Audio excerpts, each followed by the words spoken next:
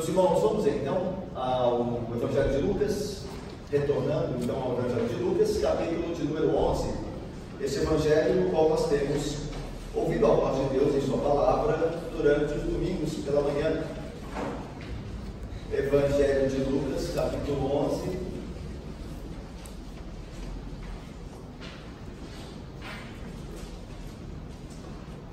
A partir do versículo de número 29.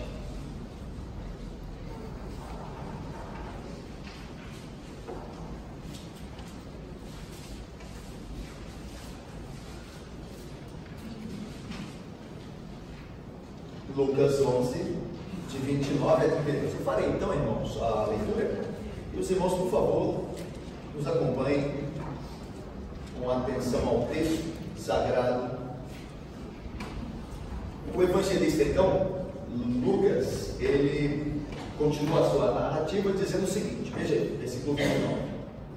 Como afluíssem as multidões, passou Jesus a dizer: esta é geração perversa, pede sinal, mas nenhum sinal lhe será dado, senão de Jonas. Porque assim como Jonas foi sinal para os ninivitas, o Filho do Homem o será para esta geração. A rainha do sul se levantará no juízo com os homens desta geração e os condenará, porque veio dos confins da terra para ouvir a sabedoria de Salomão. E eis, aqui está quem é maior do que Salomão. Ninivitas se levantarão no juízo com esta geração e a condenarão, porque se arrependeram com a pregação de Jonas. E eis, aqui está quem é maior do que Jonas. Vamos orar mais uma vez. Ó Deus, fala-nos pela tua palavra lida nesse momento, ajuda-nos a expô-la com fidelidade e a guardá-la, ó Deus, em nossos corações. Em nome de Cristo nós oramos, com perdão dos nossos pecados. Amém. Meus irmãos, Jesus continua falando às multidões.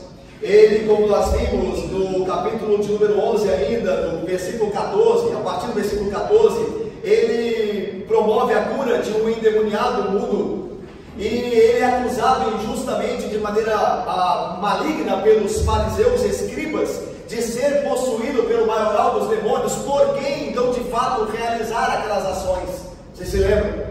Jesus cura o endemoniado, expulsando o demônio, e aquele homem passa agora a falar, e os fariseus, ao invés de reconhecerem o poder de Cristo e ali diante deles o Messias, o acusam de estar possuído ou ser ele, ainda pior, Beelzebul, o principal dos demônios.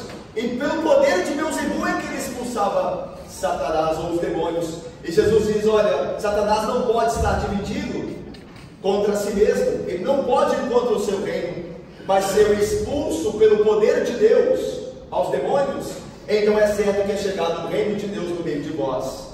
E então Jesus vai mostrar a estratégia de Satanás, também que nós já vimos, e Jesus continua então diante das multidões.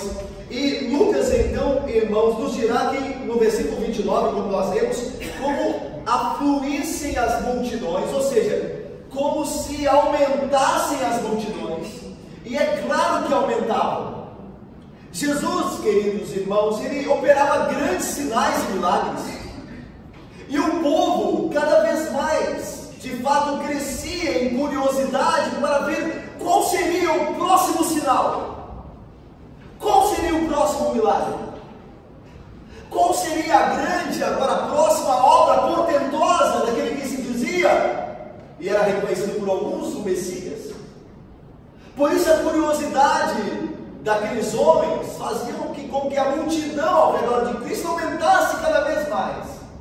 Mas lembre-se, irmãos, em muitos casos, daqueles que cercavam a Jesus, era só a curiosidade pagã, herética, hipócrita, que os fazia ir até Jesus.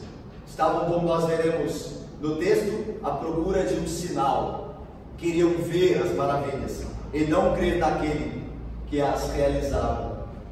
Veja então o versículo 29, como afluíssem ou aumentassem as multidões, passou Jesus a dizer, e veja o que ele dirá aqui, veja aí, Olha o que ele diz, se dirigindo à multidão: esta é geração perversa. Mas eu fico pensando que isso é totalmente contrário ao espírito que nós temos hoje, de pregadores que, procurando agir de maneira política, ética, segundo o que a sociedade exige, a multidão ao seu redor, eles jamais, os pregadores de hoje, jamais profeririam tal palavra, ainda que fosse uma realidade. Hoje a igreja, de fato, inclui todo tipo de pessoa, até as mais perversas, e elas não são exortadas a mudarem o seu comportamento, a sua imoralidade. Mas Cristo, meus irmãos, tem um compromisso, por ser Ele a verdade, tem um compromisso com a verdade. E as multidões cresciam, mas o seu discurso não mudava. Ele não era influenciado por quantidade, enquanto muitos são.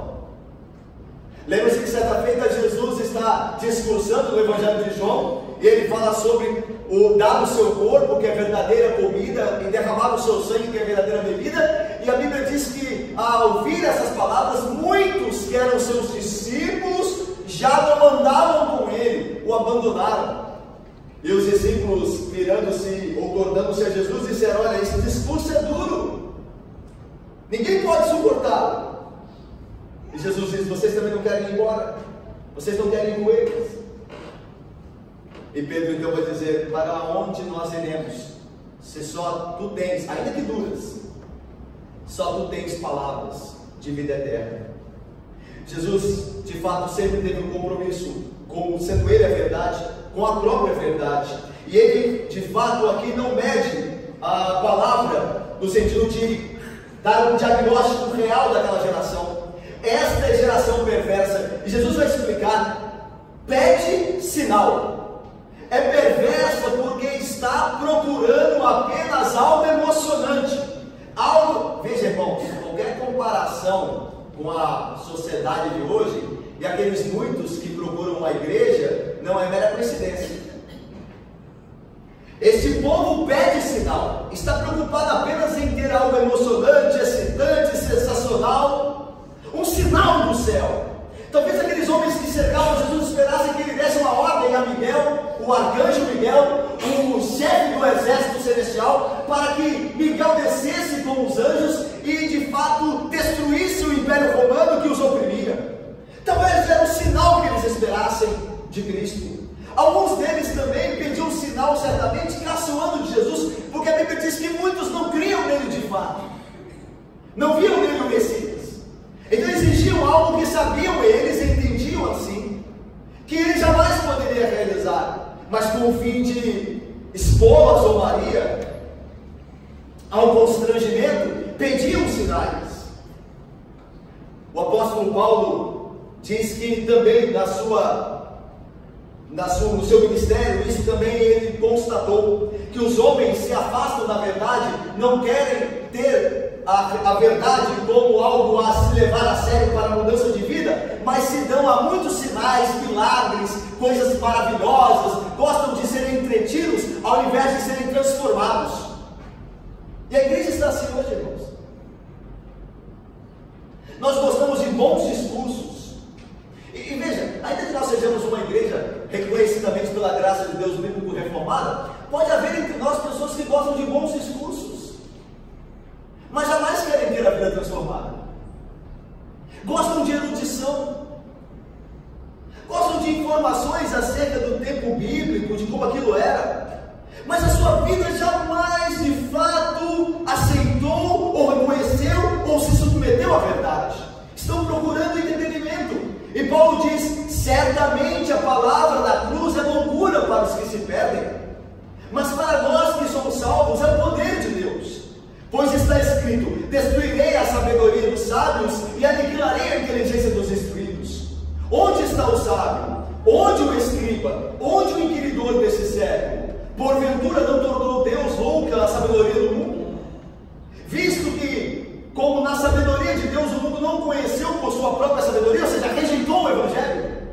A ideia de Paulo é essa. Eles promovem algo que não é sábio, mas eles entendem como saber. Paulo diz assim: onde está a sabedoria do mundo? A ideia aqui é: o que o mundo propôs que melhorou a sociedade? O que o mundo propôs que mudou? Aí Paulo diz: levante-se o sábio, levante-se o instruído. O que vocês têm para colocar no lugar do Evangelho? Apresente. Aí Paulo vai concluir: porventura não tornou Deus louco da sabedoria do mundo? Tudo que eles tentam fazer sem a palavra de Deus, sem o fundamento da palavra de Deus, piora a situação, prejudica a situação. Aí Paulo continua: porque tantos judeus pedem sinais. É a conexão com o nosso texto. E os gentios buscam sabedoria. Nenhum deles busca o Evangelho. Os judeus pedem sinais, e os gentios sabedoria, erudição. Mas Paulo vai dizer: mas nós pregamos a Cristo crucificado, o Evangelho. Escândalo para os judeus, loucura para os gentios. Mas para os que foram chamados por Deus, tanto judeus como gregos, pregamos a Cristo, poder de Deus e sabedoria de Deus. Aquela geração era perversa, irmão. Jesus disse: esta geração é perversa. Esta é geração perversa. Porque não só pediam um sinal, mas o contexto em que pediam tornava esse pedido muito mais perverso. Veja, um sinal acabara de ser realizado. No capítulo de número 11, nós vimos no versículo 14 em diante que Jesus cura um endemoniado que era mudo e ele passa a falar. Um sinal acabava de ser realizado e eles estão pedindo mais sinais. Ainda mais, meus irmãos, quantos outros sinais aquela geração não vira? Milagres de cura, quantas expulsões de demônios, inclusive foram testemunhas da ressurreição de mortos com Lázaro, e eles ainda assim pedem um sinal. Geração perversa. E mais ainda, os discursos do Senhor Jesus Cristo, sua palavra cheia, inigualavelmente cheia de sabedoria, e ainda eles querem um sinal. Geração perversa com justiça é daquela. E Jesus então vai dizer de maneira firme: mas nenhum sinal lhe será dado. Isso aqui eu acho maravilhoso. Jesus, meus irmãos, não é como se fosse um mágico da lâmpada, que você esfrega lá a lâmpada e sai para atender as suas demandas. Nenhum sinal lhe será dado. É interessante, meus irmãos, que Deus tem poder para fazer sinal, mas Ele faz quando quer. É por isso que nós estamos tremendamente errados quando nós achamos que Deus tem que fazer algo. Que Deus, porque é poderoso, tem que fazer algo. E se Ele não faz, sendo poderoso, Ele é bom. Se Ele não faz sendo poderoso, então Deus é mau, porque Ele tem poder e não faz. Mas se Ele é bom e não pode fazer, Ele é um Deus fraco. Porque é bom, quer ajudar, mas não tem poder para ajudar. Mas a ideia, a verdade é que Deus, Ele faz quando quer, Ele tem poder, mas o seu poder tem um querer, tem um propósito, tem um plano. Ele não faz a torta direito porque os homens exigem. Aliás, irmãos, Deus é Senhor e nós somos servos. Ele é o Criador e nós somos criaturas. Por isso Ele decidiu Cristo Jesus como o próprio Deus encarnado. Nenhum sinal lhe será dado. Vocês pedem sinal, mas nenhum sinal lhe será dado, senão de Jonas. Veja aí o versículo 29. Geração perversa pede sinal, mas nenhum sinal lhe será dado, senão de Jonas. Agora continua, veja o versículo 30. Porque assim como Jonas foi sinal para os ninivitas, o Filho do Homem o será para esta geração. Irmãos, a primeira coisa aqui que a gente tem que fazer antes de continuar é ver que Jonas é um personagem histórico. Jonas não é um mito. Jonas não é de fato uma história inventada que nunca aconteceu, de um personagem que nunca existiu, e agora Deus, Jesus agora se utiliza para de fato trazer um princípio bonito para nós. Jonas é um personagem histórico. Jesus se compara a ele. E se Jonas é um mito, então o poder, a verdade que Jesus de fato propusera e propõe hoje, é um mito também, porque comparado a um mito. Mas Jonas é um personagem, e meus irmãos, não só o Cristo, o próprio Cristo assim ratifica, mas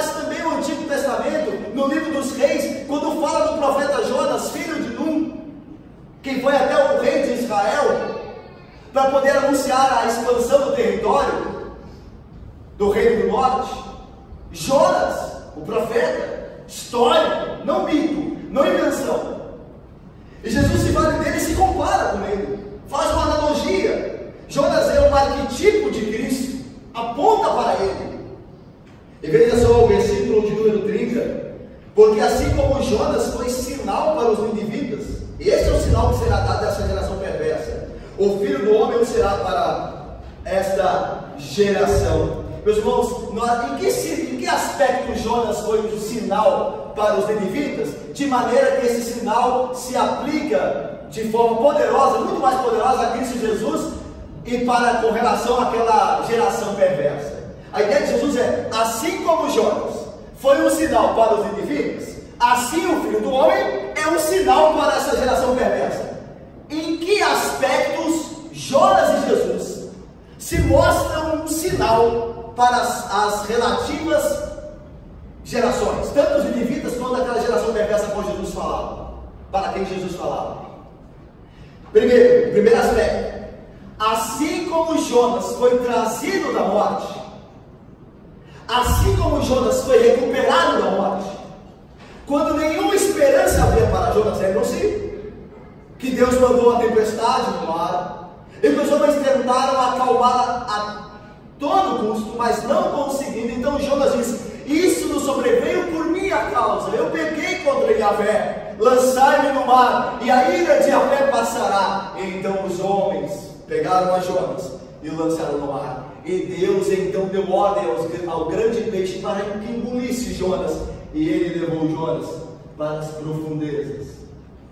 Não havia esperança para Jonas. Jonas foi dado como morto. Vocês não acham que de fato aqueles marinheiros não contaram essa história? Alguns teólogos sugerem que eles foram a Nínive, contaram a história, dizendo que o Jonas, o profeta, havia morrido. Eles haviam abandonado em alto mar. Mas então Jonas ressurge dos mortos àquela geração. Assim Jesus Cristo também, mas muito mais poderosamente o faz em comparação a Jonas, porque Cristo morre de fato. Jonas não morreu, mas Cristo é morto pelos seus inimigos, mas ele ressurge de maneira triunfal.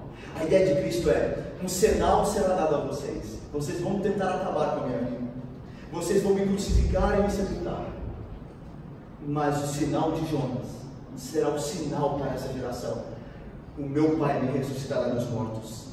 Esse será o sinal para essa geração perversa. Eu triunfarei sobre ela. Aquela geração acusa Jesus de ser o Beelzebul. Aquela geração acusa Jesus de ser o próprio Satanás. Aquela geração acusa Jesus de ser pecador, que come com fariseus e come com publicanos e prostitutas. Mas ele diz: eu hei de triunfar sobre essa geração. Jonas é o sinal, porque ele triunfou. Ele retornou da terra dos mortos, figuradamente, e Cristo cumpriu isso na realidade. Esse é um dos aspectos através dos quais Jonas é comparado a Cristo. O outro aspecto é que, assim como Jonas traz uma mensagem de juízo, ou melhor, trouxe uma mensagem de juízo aos ninivitas, Jesus também julgará aquela geração. Assim como os ninivitas deveriam ser destruídos, Nínive era a capital da Síria, lembram-se? O reino terrível, pagão, violento.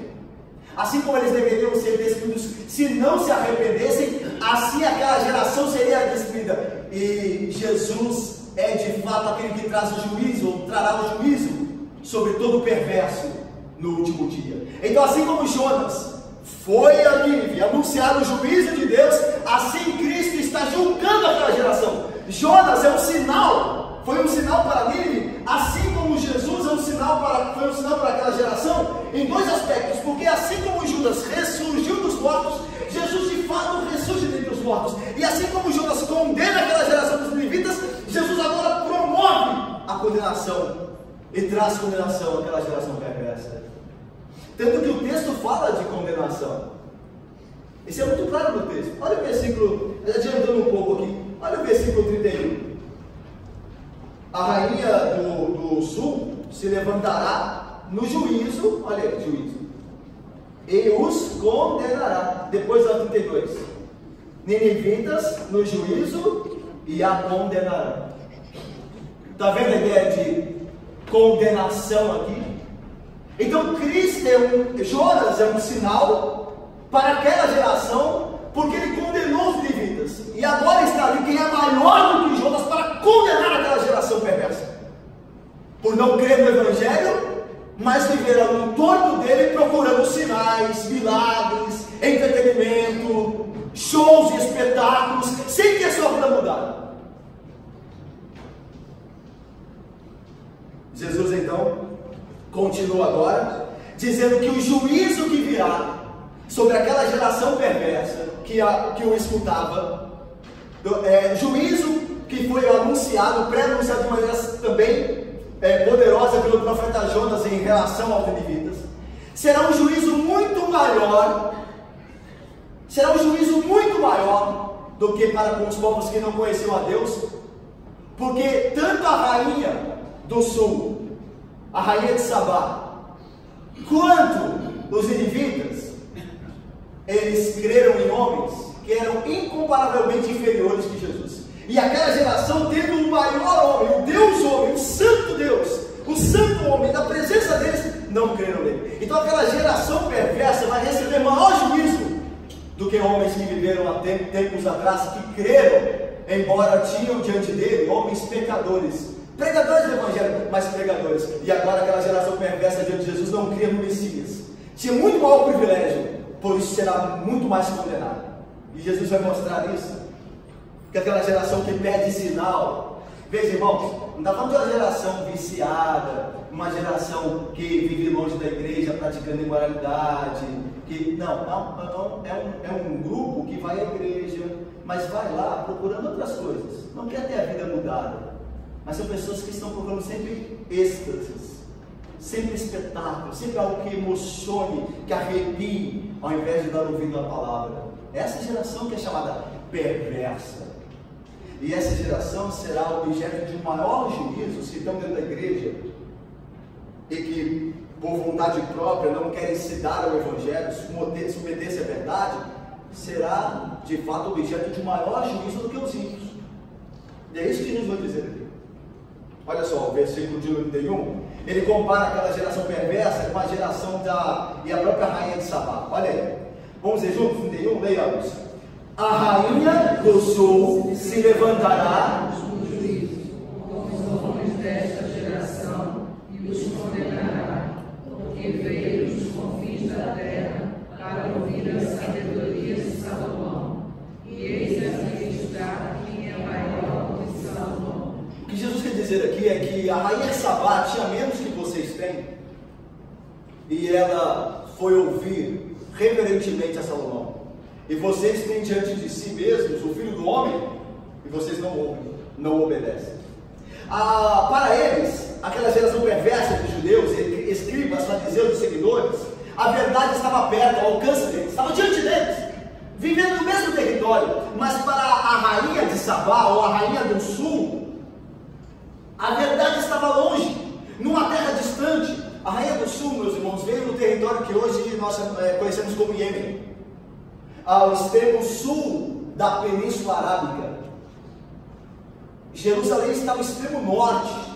Ela viajou por terra, margeando o Mar Vermelho, na costa do Mar Vermelho, mais ou menos 2.000 quilômetros. Foi uma viagem terrível para a época. Ela fez tudo isso para ouvir a Salomão, a sabedoria de Salomão. E aquela geração perversa tinha Cristo diante deles, no mesmo território, era vizinho dele, e não ouviam.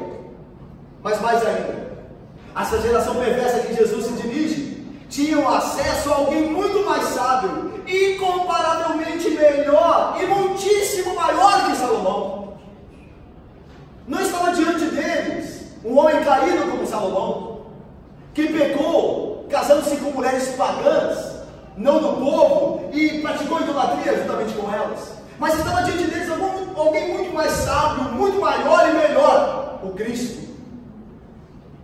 A rainha de Sabá veio dos confins da terra para ouvir a sabedoria de Salomão. embora de fato sábio Salomão, mas era um homem imperfeito, como nós citamos aqui, os seus pecados. Salomão caiu também, pecou, mas ela veio distante do lugar chamado os confins da terra na época, para ouvir a sabedoria de um homem perfeito. E estava diante daqueles homens, daquela geração, o próprio Cristo, eles não ouviam. Terceiro, eles não dão nada a Cristo, honra, glória, força, nada. Eles não dão nada àquela geração perversa, mas querem tirar dele tudo. Tramaram a morte dele. A rainha de Sabá deu a Salomão de seus tesouros e riquíssimos presentes. Ela honrou a Salomão, a rainha de Sabá, que nada conhecia sobre Yahvé profundamente, honrou a Salomão, o rei da casa de Deus de Jerusalém, com riquíssimos presentes. E aquela geração perversa que Jesus falava, nunca deu nada a ele, senão quis tirar dele tudo. E era a geração das pessoas da igreja, tá? De dentro da igreja, isso aqui é importante. Pode perder isso de vista não, gente que frequentava a igreja, os fariseus, os escribas.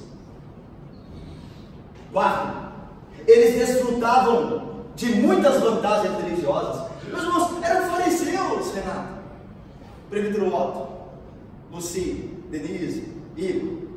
Eram fariseus, Cássio. Conheciam a lei, eram escribas, copiavam a lei, viviam disso, conheciam, tinham vantagens espirituais, religiosas. Mas a rainha de Sabá nada sabia. Era de uma terra onde a palavra não era pregada, nem lida. Mesmo assim, ela tendo ouvido meras notícias, foi ter com Salomão.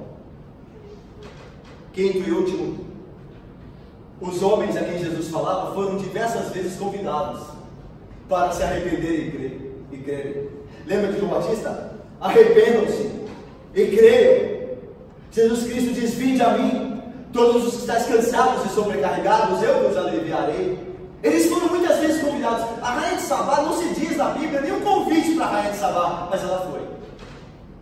Ela não foi convidada por Salomão, a princípio, pelo que a Bíblia diz, mas ela mesmo assim foi, sem convite nenhum. E aqueles homens eram constantemente convidados, como nós somos quando vemos a igreja. A palavra nos fala constantemente, domingo após domingo, e nós continuamos no mesmo lugar de omissão. Por isso, o que Jesus quer dizer aqui é que seus ouvintes, no juízo final, serão severamente condenados à eternidade no inferno. E a rainha de Sabá se levantará com os homens em sua geração para confirmar a condenação daquela geração perversa a qual Jesus falara. Mas agora Jesus volta a Jonas para ratificar esse exemplo, essa verdade. Olha aí o versículo 32, vamos ler juntos? Bem forte aí, leiamos para terminar? Leiamos, irmãos.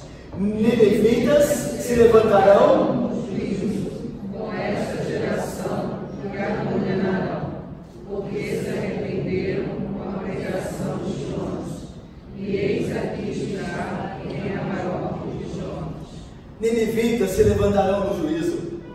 Com esta geração, essa geração também se levantará no dia do juízo. E os ninivitas a condenarão. Veja só agora um acréscimo. Porque Jesus vai dizer assim, ó, porque os ninivitas se arrependeram com a pregação de Jonas. Houve salvação entre os ninivitas. Eu falei para vocês aqui, os assírios, irmãos, eram homens terríveis, terríveis, violentos, rasgavam as mulheres que conquistavam, passavam espadas rasgando.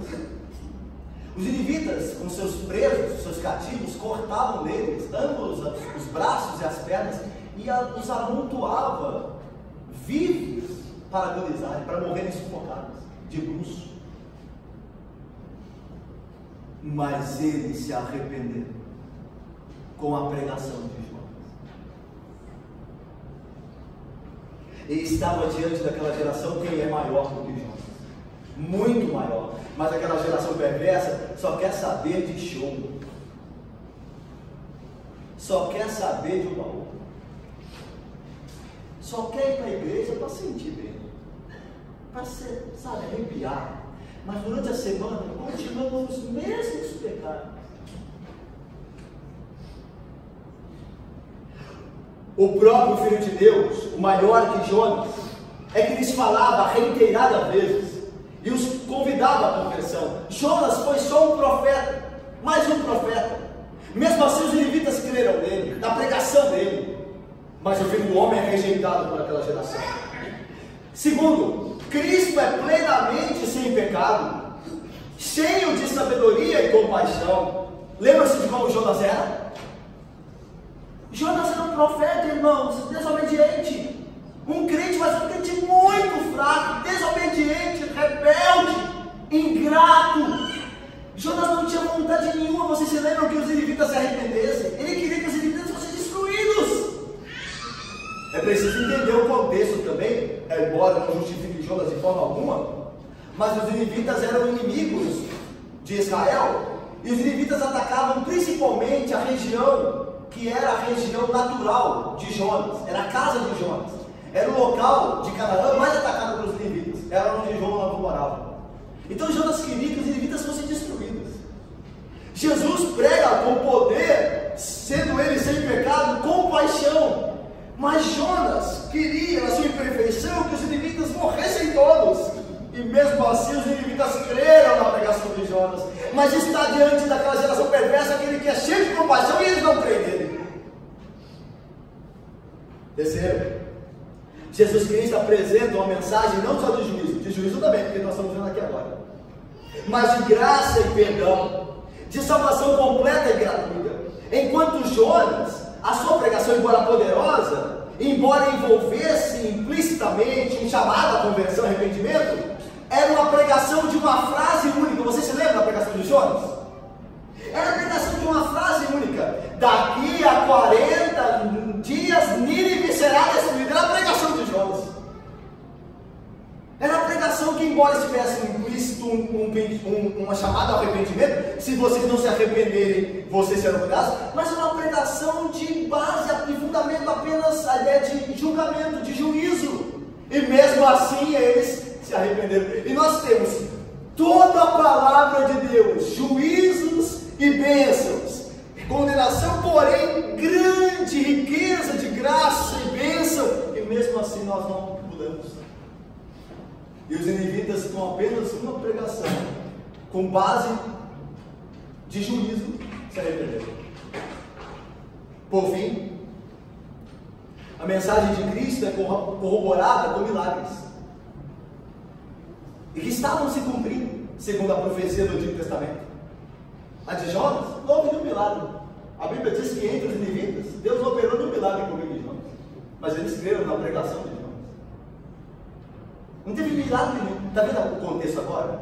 Essa geração perversa, porque ao invés de ouvir a mensagem da verdade, pede um sinal. Jonas não fez nenhum sinal entre os ninivitas, mas eles creram na pregação de Jonas e viveram. Por isso, os ninivitas se levantarão no juízo e condenarão essa geração perversa, porque não se arrependeu com tantas vantagens, não mudou de vida. Meus irmãos, eu termino com duas aplicações do que aprendemos aqui hoje.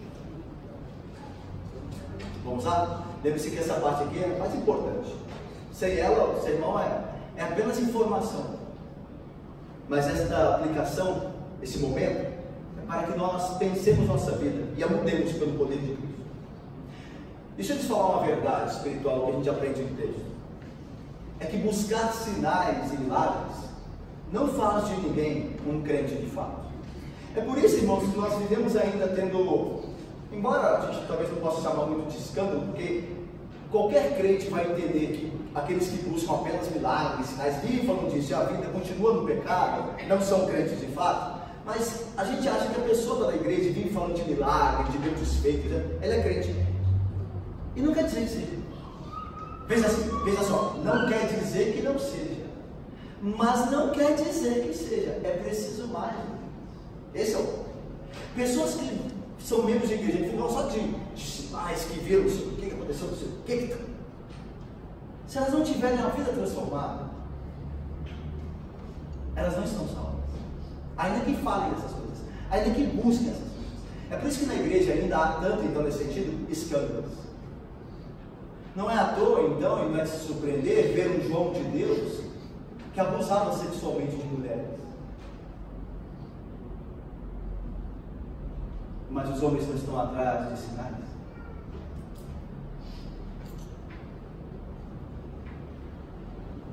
Satanás tem os seus sinais. E Paulo vai dizer assim: e prodígios da mentira. Estão vendo onde deram essas coisas? Estão vendo onde essas coisas acabam? Os que buscam apenas sinais, os que gostam de se arrepiar, conhecerão as coisas profundas de Satanás. Ame a mim, a palavra da verdade. Ame, acima de tudo. Creia nela. E você estará seguro, pela graça de Deus. Segunda aplicação, irmãos.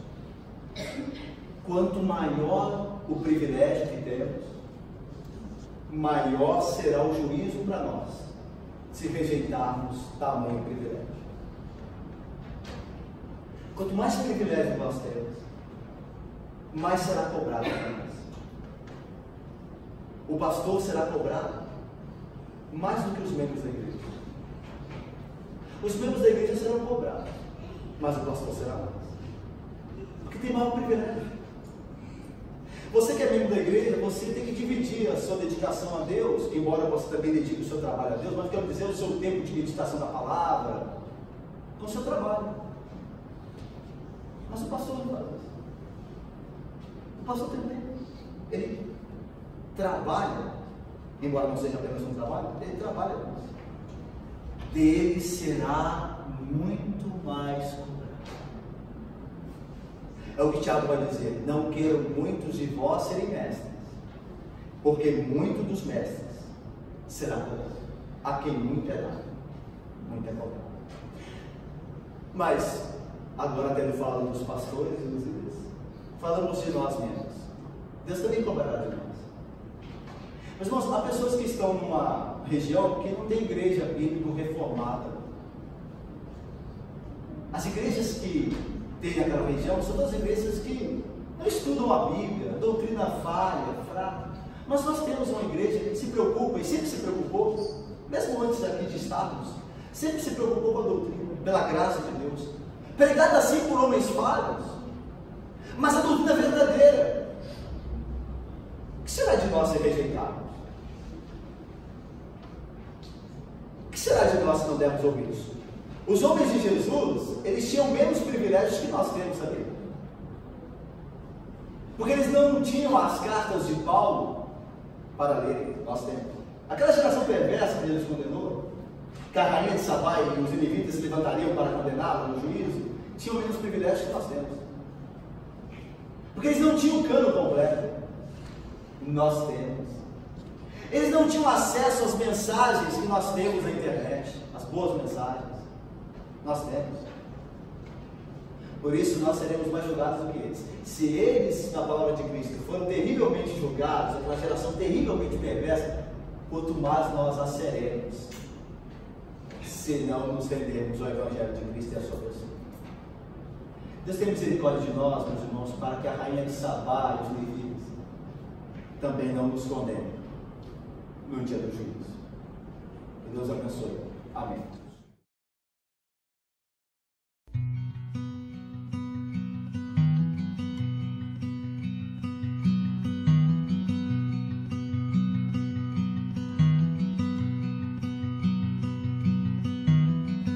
A mighty fortress is our God.